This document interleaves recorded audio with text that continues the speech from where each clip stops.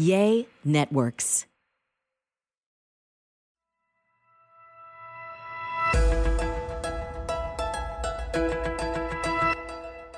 Hey guys, my name is Heather Lindsay. And my name is Cornelius Lindseys. And I'm so excited that you landed on Life with the Lindseys. This is so exciting. This gives us an opportunity to share our life with yours. Yes, we're going to be talking about everything from entrepreneurship to ministry to your purpose to why you are here, family, parenting, relationships, marriage, sex, you name it. We are talking about it. So thank you so much for joining us today with Life with the Lindseys. Enjoy it. Hey, everybody. Hey, y'all. Welcome to Life with the Lindseys. So glad to be with y'all today. And we don't have video again, y'all. We love y'all. And we love recording video so you can see our expressions. But we're still trying to get our New Year's life together. And we'll start recording again next week. Yeah, it's been crazy. We've been just so traveling busy. and everything else and family time and all the other kind of good stuff. But nevertheless, we are here. And that is all that matters at this point. I figured it'll probably be good if, we took some time and we talked about some of the things that are coming from my new book. So I wrote a new book. I've written a new book. And the book is entitled Escape the Box. So I'm super, super excited about it. And what I feel like we could do is we could take a couple of weeks and we can just kind of just take a subject out of the book, talk about it, and then the book is actually going to be released on January the 22nd. But if you want to go out now, if you want to pre-order, you can actually go and you can pre-order the ebook now. You can pre-order the ebook. It's available on Amazon Kindle. You can pre-order it now. So, hey, it may drop early for all the pre-orders. I'm just putting that out there. It may drop before January 22nd. But I'm really excited about the book. I'm excited about all the content in the book. And but again, the book is called Escape the Box. And so today you want to talk about self-realization? Mm-hmm. Yeah, let's do it. Let's do it. You can lead on it since you wrote about it. Yeah, so it's a chapter I put in the book that's called self-realization. And it is that point in your life, the simplistic way of me kind of explaining it is you get to that point in your life where you start to realize things about yourself that I guess for years you could have been like lying to yourself or saying, well, I don't really want to believe that, or, that's not really me, or I don't really want to see myself in that light, like that's not the best quality of myself. And I don't want to realize that about myself. But when you get to that point of self-realization, it's almost like the light bulb comes on and you're not that kid anymore. You're like, oh my goodness, like, this is real. And this is really who I am. It's not just, it's not like for all of my astrologers out there, it's not like,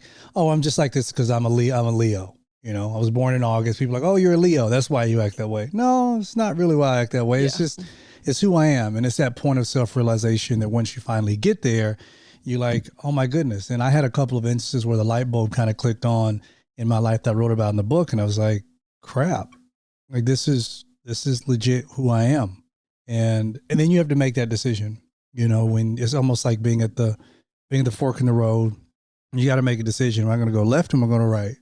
Am I going to face this head on? Or am I going to just try to just kind of push it underneath the rug like I have for many other years? So, no, I love that. I think everybody kind of hits that point, especially after like 35. It just hits you, I feel like after 35, where you're just like frontal lobes have connected and you just realize like all the areas, all the trauma that you've like suppressed all your life. Yeah. It begins to come out. Yeah, it comes out. Oh yeah, in your mid 30s. Like if you're listening, you understand. It could come out even early. It starts to. I feel like you're almost in a cloud before that because you really think you're okay, right? And then you get older and then you have kids and then you begin to see yourself in them. And then you're just like, wow, like I need to work on that particular area. And I think it's hard for people like me who are perfectionists. In our head, we think we're perfect, but we're not, right? And it's obviously no one's perfect. Jesus is. But for a perfectionist, we're like, all right, when we realize there's areas we need to work on, we become very task oriented. Yeah. And I think the danger in becoming task oriented is you don't change just because you change your behavior, right? Right. If like deep down, like you haven't got to the root of why you are the way that you are, then that area is going to come back around and you're going to be frustrated. And you'll be like, but I did all the behavior changes, right? I did all the stuff. I checked everything off my to-do list. I spent time with God. I took communion. I did my part, you know? And then you have to sometimes, for me, whenever I realize I'm screwing up in an area, is like, I need to dig deeper and I need to get to the root of it and figure out where that came from. Because I think for me, it's like, sometimes I don't deal with the root area and then the fruit keeps growing back and then I get frustrated because I'm like, I thought I got rid of the root like 100 times. Why are we still here? You know? I even like, I went to this place in the book where I was like, okay, if I just took away the doing for just a minute, you know, and it's like the root stuff and all that kind of stuff, that's amazing. Like and that's really hard work. Like it's not, it is. Like we make it probably sound easy, but it's really, really so hard work y'all. to deal with like root issues. But one of the things that I started to see that I put in the book was that journey towards self-realization is the realization that it's going to be a consistent work. It's like, it's this consistent work that's happening in your life. And like you mentioned, you think at a certain point in your life, like, well, that's not really me. Yeah. It's almost like, you know, when you just got saved, you ever meet those people, they just got saved and so like on fire. super zealous. They're super zealous. Yeah. They're just, you know, they're like Paul, they're like Saul before the conversion. Yeah. It's like, they know the word of God. They've read the Bible, maybe, you know, they've heard a couple they have their, you know, their YouTube pastors that they love and their Instagram pastors, and, you know, everybody's going to hell except them, and their church is the only true church, and but like, you know, it's they're so zealous, and it's just like that, you know, in the Bible they call them napios because they're just babies. It's like, that's why it says don't give somebody who's new in the faith a position, because that person is still young. They have this idea that they know so much, but they don't know anything. And then you grow up and then you become a teknon in the faith, and that's in spiritual language. The teknon is like a teenager. You know, teenagers, we're all teenagers. We've all been teenagers before. Teenagers think they know everything. Because a teenager has in his or her mind that I have a growing, evolving body and a growing, evolving mind. I'm getting bigger, so I'm starting to look like my father. So I should assume that I should have all of my father's responsibilities. But that's when the father or the mother comes and says, you're not ready to handle this yet. That's the reason why Jesus didn't assume his role until ultimately he became a huios. And that goes from the napios, the teknon, to that huios stage. And the huios stage in the Bible talks about those are the sons of God, the sons. These are the ones who are the mature in him. So that point of self-realization is knowing that, okay, now I've come to realize this thing about myself. I may still be in that napio stage where I'm still infantile in my thinking that I'm going to deal with this. I'm going to deal with it. And then 2 years later, it comes right back up. Then it's like, as a teknon, I think I got it now. I can run the Father's business. I can do all this stuff. And then all of a sudden it's like, boom, now I'm a huios. And now I get to that point of realization, like, oh crap. Like, this is real. And it was something we were just, you know, on vacation as a family, and we were sitting there having breakfast, and I looked across the table, and I thought to myself, like, you're responsible. Like, you're legit responsible. I look over to my right, you're sitting there. I look, you know, to my left, and Logan was sitting right beside me, and I'm sitting there looking at this 8-year-old kid. He's like a grown man, right? Yeah. And I'm just like, when did he grow up before my eyes? And he has his own ideas and his own thoughts and all these kind of things. Strong thoughts. And I look over at Taylor, who's sitting right next to him, and I'm just like, when did she grow up? Like, where did this personality come from? And I look down at the other end, at the head of the table, and there's Roman, you know, who has to sit at the head of the table. Who has to sit at the head of the table. And I'm just like, what just happened? It just feels like we blinked and they all grew up. And everybody just kind of grew up. But even in that moment, I had that point of self-realization that, like, you know, dude, it got scary for a minute, because I'm like, you know, can you handle this? No, I'm serious. It's like, you know, you have that moment, like, can you handle this? Like, they're getting older. Like, they're going to have real questions. And I just think that journey of self-realization, it is a long one, and it's a very real one. Yeah. I mean, I definitely lately just have been looking at them and thinking, like, who made me responsible to be their mama? Like God, are you serious about this? Like, do we want to have a conversation? It's like they're actually becoming people that will function in a society. And it's like before they were so sheltered by us, right? Yeah. It was just us and them. And it's like they're becoming their own. They're coming into their own. And I mean, you're right. It's almost like everything you're instilling in them is who they're going to be. Yeah. Right. And no, you're right. It definitely gets real. Then then you know, the influence from other things they see, and then other people they come across, and their friends, and you know, and then it's like that point of view trying to monitor that, but at the same time realizing that all the monitoring in the world won't stop them from seeing it. And then if you stop them from seeing it, they're going to only go around to see it from somebody else. So then it's like those conversations that we have to have with them, and it's just it's extremely real. Wild, right? It's really wild, but it's like that moment. Like, well, I think the moment we're having right now. Yeah. That's what I'm talking. That's what I write about in the book, in this particular chapter about self-realization. And thankfully, you know, we have the Holy Spirit to help and guide us in that. But we also have therapy, which is why, you know, we're really, really glad about our sponsor, BetterHelp. We talk about BetterHelp a lot. You guys have heard us mention them a lot. And the reason why we do is because we really and truly believe in our sponsor, BetterHelp. We believe that you can have all these things trying to interfere with your happiness, and you know, you're not being able to achieve your goals, all those different things. Like a lot of people are talking about new year, new me, which, you know, in fact, in my mind, I'm like, not just new year, new you, is new year, be you. Yeah. One thing that I've really loved hearing is new year, true you. Ooh, I haven't heard that one. Yeah, new year, true you. I love that, babe. And to get down to that sense of trueness so that you can really begin to escape your box, we really want you guys to reach out to our sponsor, BetterHelp. So, you know, whether or not it's depression, stress, anxiety, relationships, sleeping, trauma, anger, family conflicts, whatever it may be, like they have a host of professional therapists who can help lead you and guide you in the way that you should go. Yeah, it's amazing. Now, we want you to start living a happier life today. As a listener of Life with the Lindseys, you will get 10% off your first month by visiting our sponsor at betterhelp.com/Lindseys. Now, you can join over 1 million people who have taken advantage in charge of their mental health. Again, that's BetterHelp, HELP.com/Lindseys. Yes. But it's like, you know, it's just like what we were just talking about. It's like that aha moment. And that's what I write about in the book. Yeah. This aha moment. And I just continue to have these aha moments. Yeah. It's like, you know, it's that point of self-realization that.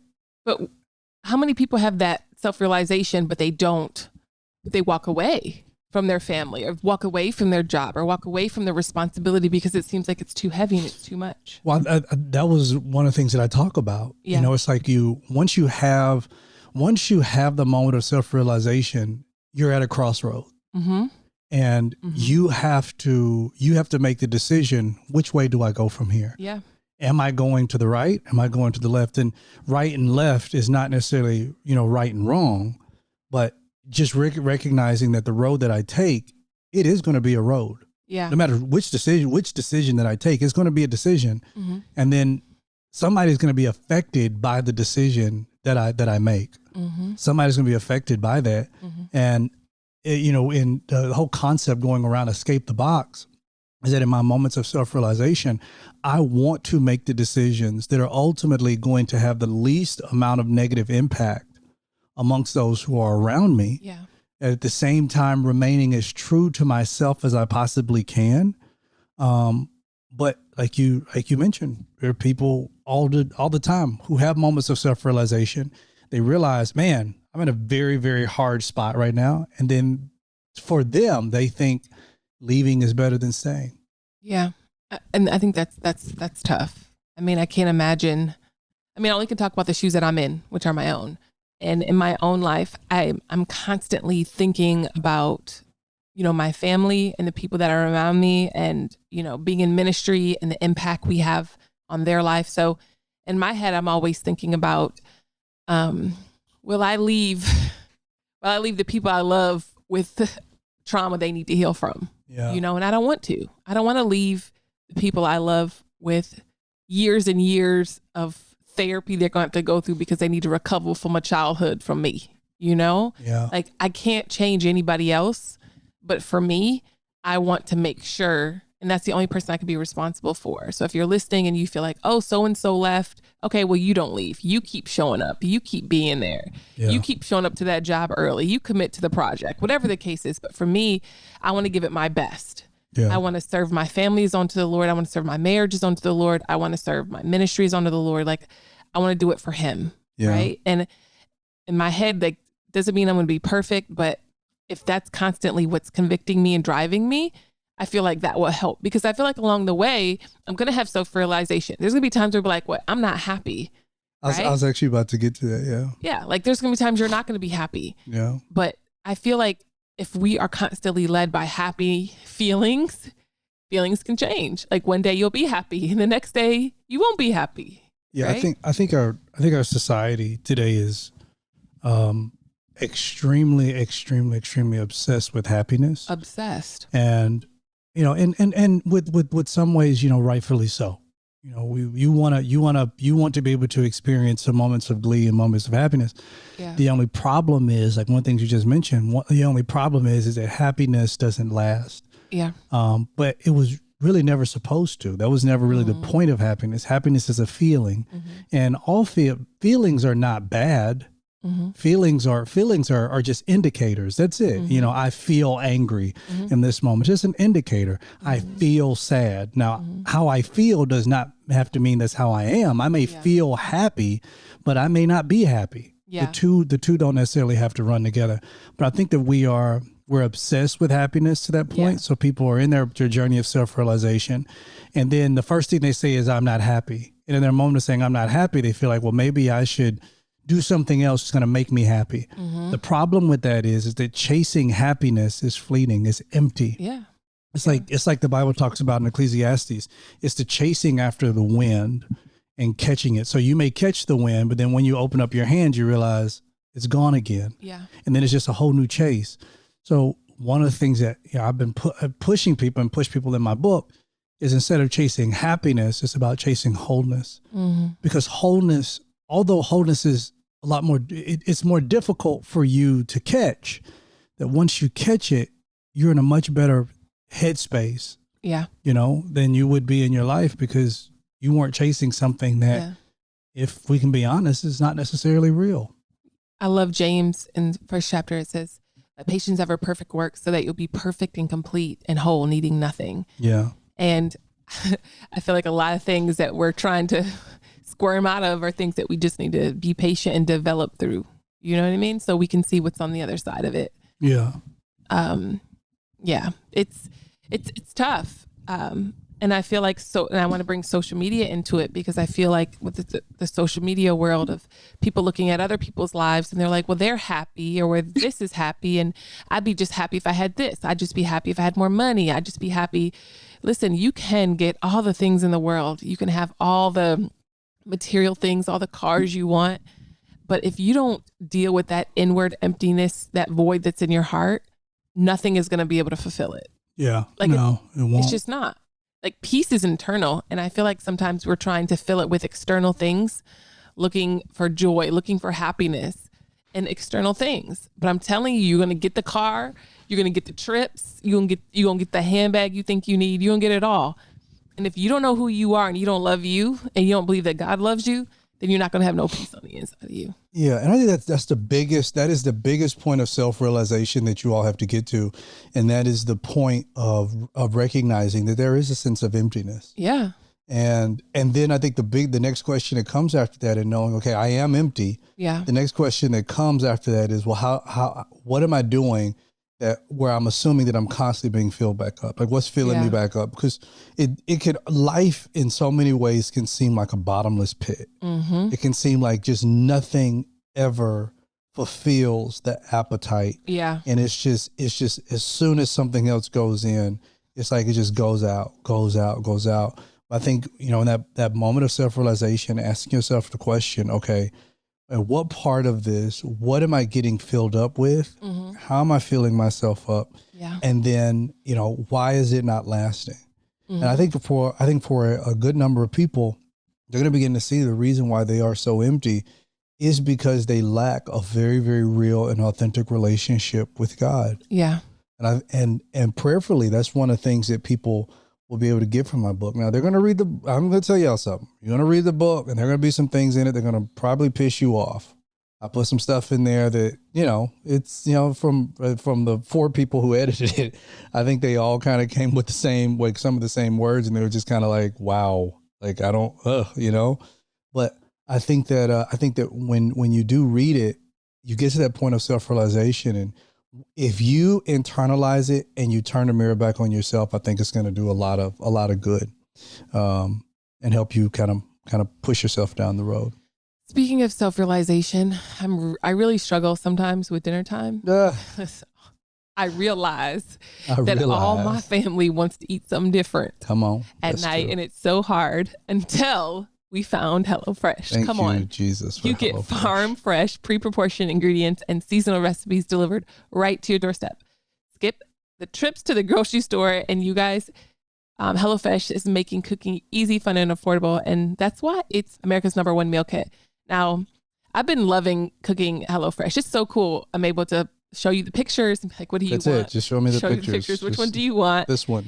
But it's also really cool because, have you been noticing, Taylor has been helping me cook dinner lately. Yeah. So she'll sit and we'll go through it together, and it's really cool. I'm able to like teach her how to cook all these meals, all these different recipes, which is really cool. And the meals are it's like 30 minutes to make them. Again, everything's pre-proportioned, so I don't have to I need to run to the grocery store. I forgot something.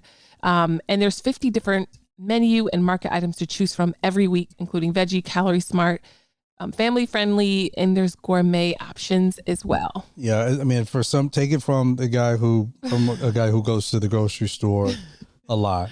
When you can just have your pre-portioned meals just at home. And it makes everything better instead of, gosh, I hate going down the aisles. Let me see what I got this. Do I have this? Do I have that seasoning?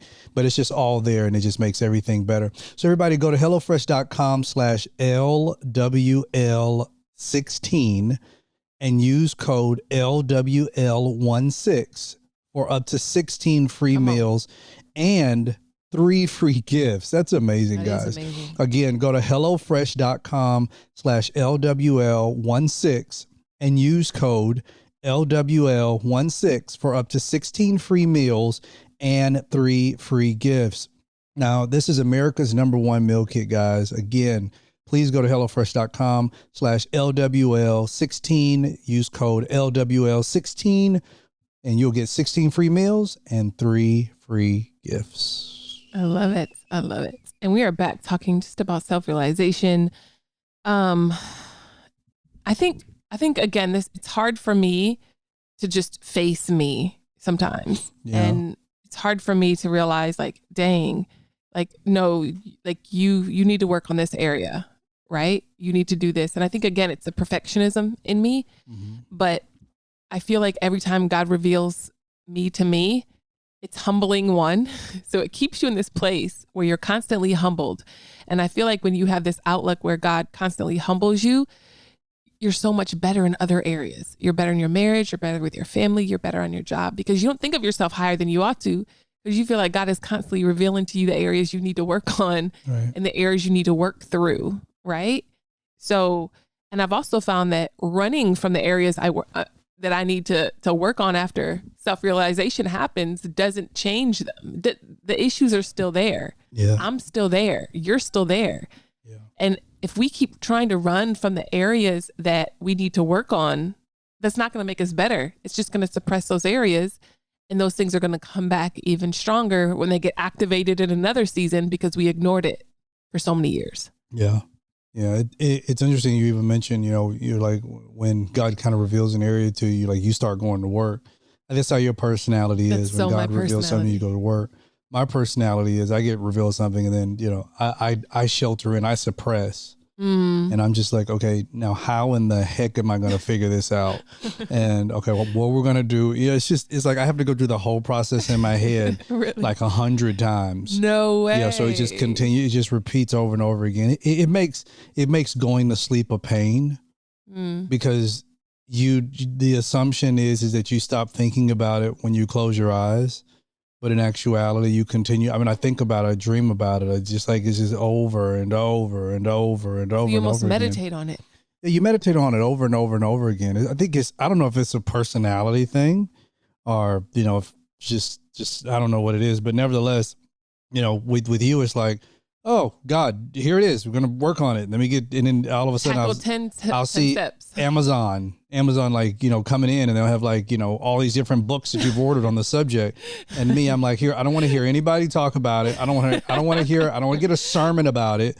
No, I didn't think about it just for a second. I need to just simmer on this. And then my second kind of turns into like 3 months, and I'm like, oh crap. Like, and so I think everybody has their own process as to how they process.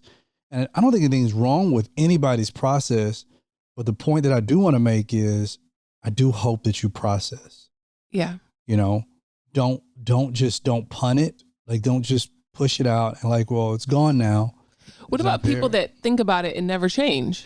Well, I mean, I was having this conversation with somebody else, and what I do want to say is that I don't want to diminish the work that the people took who actually thought on it, because it takes work just to think on it, because thinking on it means that I'm actually realizing it. Yeah. Like that's part of the process. And I don't want to diminish that work that those people have had. It's just but that's why I mentioned earlier, I do want you to process it. I don't want you to punt it. Because part of doing something about it is ignoring it. Yeah. Ignorance, or not ignorance, but ignoring is also a response. Yeah. People just don't assume that. Like, if somebody says to me, like, you need to respond to me. Well, my response can be ignoring you. That's a response. This is not the response you wanted. Yeah. So ignoring could be their response. Yeah. And probably what's going to happen is down the road, when they finally confront something else, it's going to come back. Yeah. And then when it comes back, they're going to have another opportunity at the crossroads to say, okay, am I going to deal with this? Because if I don't deal with this now, I'm going to probably live in this box for another 5 years. And do I want to keep living in this box? Yeah. That reminds me of the children of Israel, how it was a 14-day mountain or 14-day trip. Yeah. But they continued on that mountain for how many years? Over 40 years. Could you imagine? Like, I wonder how many people are going around that mountain and they're 40, 50, 60 years old. Yeah. They want change. They want to see their life get better and they want to grow, but they're not looking at themselves in the mirror and washing their face and saying, I need to change. Something's going to have to give. Yeah. And I think a couple of things with it is that some people don't know what changes to make. Some people, they just don't know what changes to make. They don't know. You know what helps me? What? Putting something new in. I mean, I feel like that's how I renew my mind, is putting something new in. That's why I love getting books, podcasts, sermons, obviously like seeking the Lord. But for me, I subconsciously come up with this whole plan of attack. Yeah. Of what I need to work on and what I need to change and how I'm going to put something new in. I'm always reminded of Hosea, which says, my people are destroyed for lack of knowledge.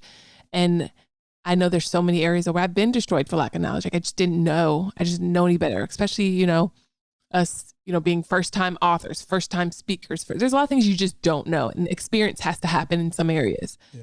But for me, I'm like, well, YouTube's free. And if you can't buy the books, you just let me put something new in. Yeah. I think the only thing we're putting something new in is that for those people who I feel like I sense, and I feel like I kind of understand these people a little bit. It's for those individuals who are like, man, I feel like I have so much already. Adding something new may just tip over the iceberg. It may just be the thing that just causes me to just, over the edge.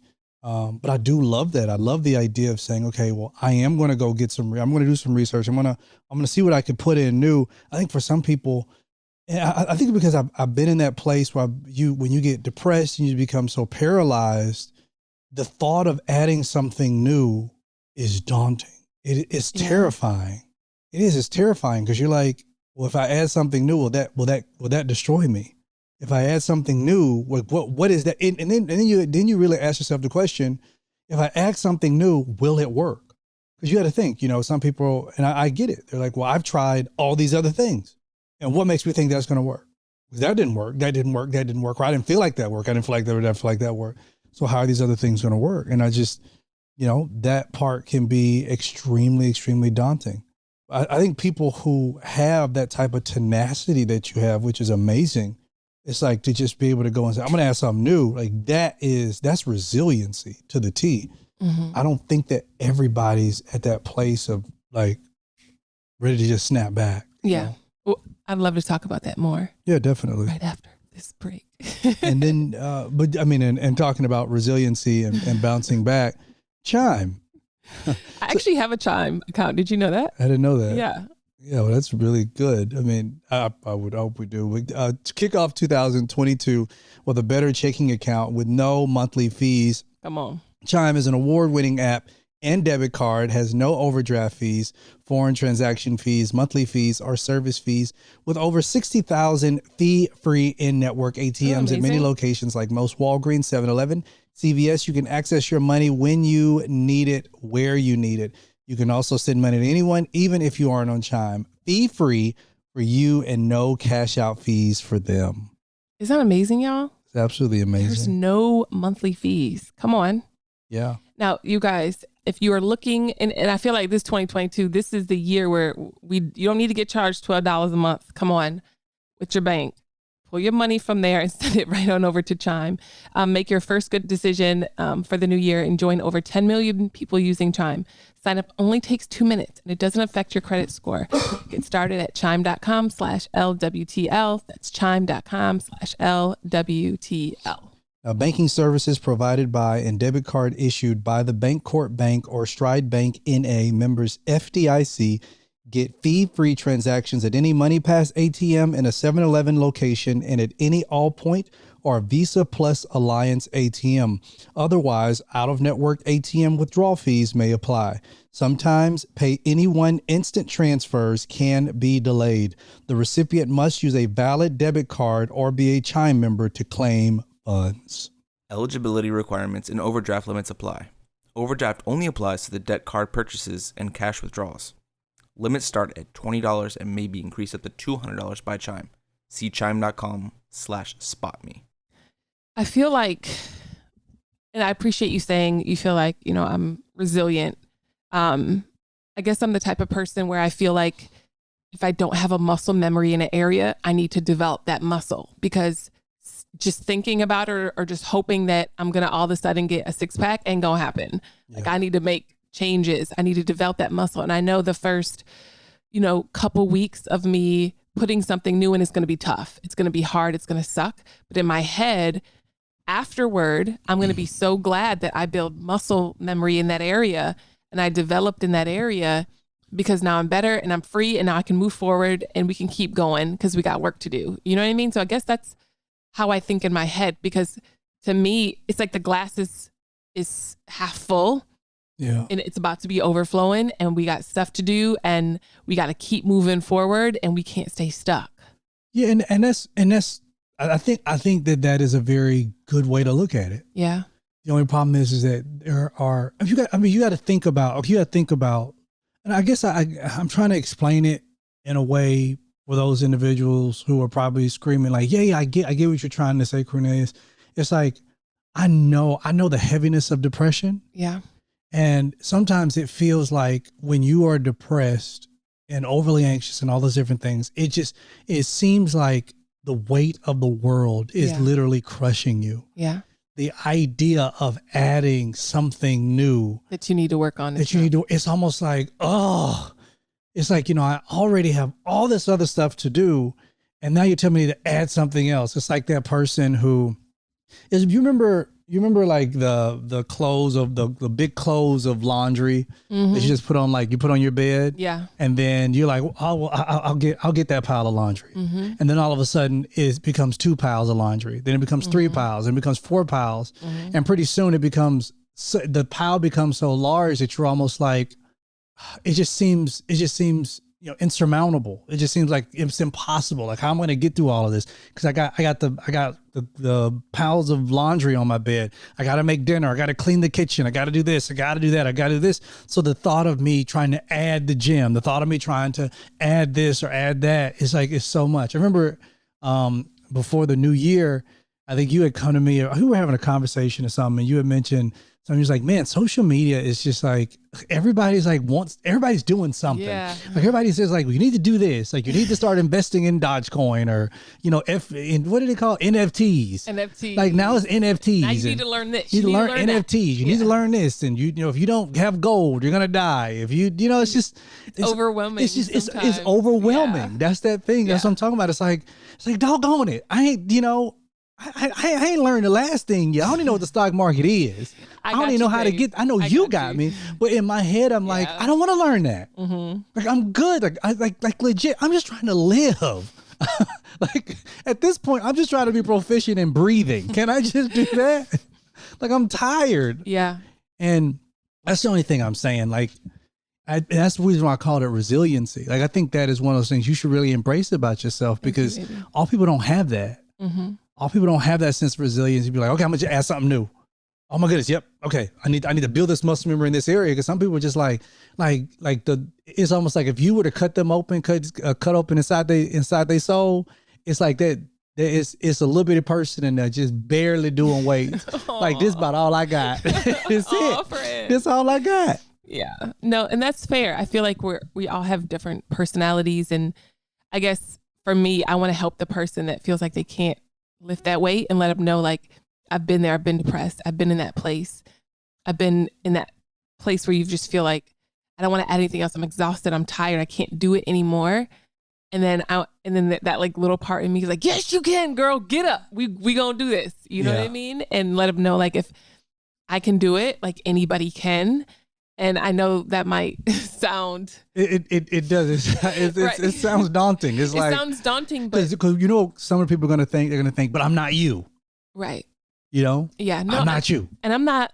I guess it's hard because I feel like I've been through so much. Like I feel like nothing has ever been handed to me. I feel like I've had to work my butt off for everything. I mean, I worked for free. I've been evicted. I done been homeless. I've had 400 credit score. Is that even possible? At one point, like I just worked my way through college. Like no one's ever came up to me and said, here, you know what I mean? Even going into ministry, like I went years without anybody that would even help us or encourage us or any leaders, nothing. Like it was just like us and Jesus. We had to prove ourselves. We had to prove ourselves in front of people. Over and over and over again. We had to prove ourselves in front of the world. No one's ever handed me anything. Yeah. So I guess in my head, I'm just like, I've done it all. I've hosted 3 conferences being 9 months pregnant. I've had 3 C-sections. I've fought so much to get to like who this person is. Like that muscle memory has been developed over the years. Mm-hmm. And I guess I'm trying to encourage people from that place. Like I know how it feels. You know what I mean? But even that can sound, extremely. It sounds very heroic. It's like, man, yes. But I think the person that's out there who's like, I've never hosted a conference. Like, I don't even know where to start. You know what I mean? It's like, I get that. Like, I get what you're saying. But that's like, I tell people like, this would be my 15th book. Yeah. And people are like, man, that's amazing. I'm just starting my first. And that's what I'm talking about. And they're like, well, I can't even get over my first chapter. Come on. And it's time to get started. I think one of the most comforting things that I would ever hear somebody saying in my deepest moments of depression was not get up. The most comforting thing I ever heard somebody say was me too. Yeah. Because that lets me know I'm not alone. For sure. I think it's at the place of me too is where friendship starts. Because somebody can look at you and you're sitting there, you're like, man, this is how I feel, blah, blah, blah. And they look at you and they say, me too. Yeah. And you just like, it's almost like you're caught off guard because you're like, what? Well, hold on. You're not going to tell me to get up. I need to be a man. I need to do that other stuff. They're like, nope, me too. I felt that. Like it's hard out here. Means. It is. It's hard. It's hard as hell out here. And people are trying to figure out their life and figure out everything else. And it's real. It's real. It's hard. And I think being public figures is hard sometimes too, because people expect you to always be strong all the time and not be vulnerable and not have moments of self-realization, because if you do, they want to take it and use it against you. Yeah. But the reality is all of us are imperfect. All of us are working out our salvation. All of us are trying to do our best. All of us has that little weak person inside of us barely lifting a weight, Yeah. So This was a great conversation. It was great. Wait to read the book. I need a pre copy. I got you. Thank Well, you. y'all, we really do appreciate y'all so much. We thank y'all so much for being with us, Yes, rocking we with love us, y'all. like y'all know we always do. And we're going to be back to y'all next week with a whole new podcast and all that kind of good stuff. So we love y'all so much, y'all. y'all. God bless.